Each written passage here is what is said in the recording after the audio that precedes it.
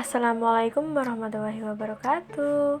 Halo semuanya, bagaimana kabar teman-teman? Nah, hari ini kita mempunyai topik yang sangat menarik. Apa itu? Pada video kali ini kita akan belajar seputar ilmu pengetahuan sosial, yaitu hakikat dan karakteristik IPS di SD atau MI. Sebelumnya, saya Desiana Maulidatur Rahmah dengan NIM 223141099, Prodi PGMI 5C. Apa sih yang akan kita pelajari pada video kali ini? Nah, jadi pada video kali ini kita akan membahas mengenai dua pembahasan, yaitu hakikat ilmu pengetahuan sosial di SD atau MI dan karakteristik ilmu pengetahuan sosial di SD atau MI. Sebelum memasuki pembahasan yang lebih lanjut, aku punya pertanyaan nih. Apa itu pendidikan IPS? Nah, pendidikan IPS merupakan mata pelajaran yang mengkaji seperangkat peristiwa, fakta, konsep, dan generalisasi yang berkaitan dengan isu sosial. Jadi, pendidikan IPS itu tidak hanya fokus dalam transfer pengetahuan saja ya teman-teman, tetapi juga sebagai sarana dalam penanaman nilai etika, karakter, dan jati diri bangsa. Oke, masuk ke pembahasan yang pertama, yaitu hakikat IPS di SD atau MI.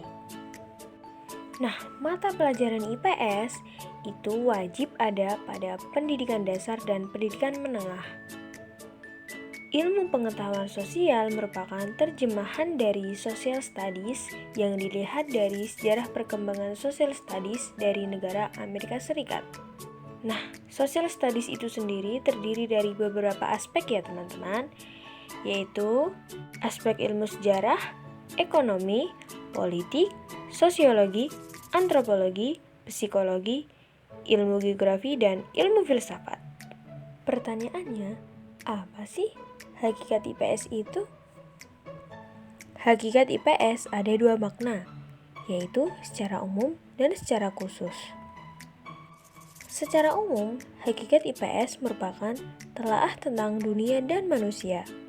Sedangkan secara khusus, hakikat IPS merupakan suatu disiplin ilmu yang mempelajari tentang manusia, masyarakat, serta tentang interaksi sosial. Menurut Zuraik dalam jurnal Endayani tahun 2018, IPS memiliki hakikat yaitu membentuk harapan untuk membina masyarakat agar berkembang sebagai manusia yang memiliki tanggung jawab dengan nilai dan norma yang ada. Jadi, dapat disimpulkan bahwa dengan adanya pendidikan IPS khususnya di sekolah dasar dapat membentuk penerus bangsa yang bertanggung jawab terhadap aturan yang berlaku di masyarakat. Memasuki pembahasan kedua, yaitu karakteristik IPS di SD atau MI. Pembelajaran IPS berfokus pada interaksi manusia dengan kehidupan sosial masyarakatnya. Nah, interaksi sosial tersebut kemudian yang menjadi penyebab timbulnya berbagai disiplin ilmu sosial yang menjadi sumber materi IPS yang melalui penyederhanaan dan pengintegrasian untuk tujuan pendidikan. Nah, dalam proses pelaksanaan pembelajaran IPS itu, yang di SD atau MI ada beberapa macam karakteristik yang harus diperhatikan loh. Nah, di sini terdapat 3 poin dari karakteristik IPS di SD atau MI. Yang pertama, IPS mengkaji seperangkat peristiwa, fakta, konsep, dan generalisasi yang berkaitan dengan isu sosial. Jadi, dengan adanya mata pelajaran IPS, peserta didik diharapkan dapat menjadi warga masyarakat yang demokratis dan bertanggung jawab. Yang kedua yaitu mata pelajaran IPS dirancang untuk mengembangkan pengetahuan, pemahaman, dan kemampuan analisis terhadap kondisi sosial masyarakat dalam memasuki kehidupan bermasyarakat yang dinamis. Di sini, dengan adanya mata pelajaran IPS di sekolah dasar, peserta didik diharapkan nantinya dapat menjawab dan menghadapi era globalisasi.